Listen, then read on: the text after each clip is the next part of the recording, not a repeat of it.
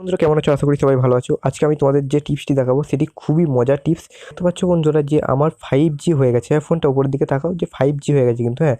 তো এটা কী করে করলাম? এটাকে আমি 5G 6G 10G পর্যন্ত করতে পারি। ওকে, তো এটা দেখার জন্য পুরো ভিডিওটি দেখতে থাকো। তো প্রথমেই তোমাদেরকে যেতে হবে সেটিংসে যাওয়ার পর যেতে হবে তোমাদেরকে ডিসপ্লে অপশানে।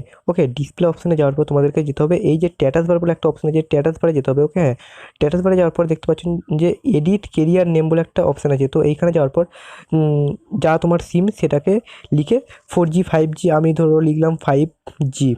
তো এটা লিখে জাস্ট ব্যাক করে দিতে হবে। ওকে, তাহলে সেভ হয়ে যাবে কিন্তু এয়ারটেল 5G। আমি যদি এখানে এয়ারটেল এক্ষুনি লিখি 10G।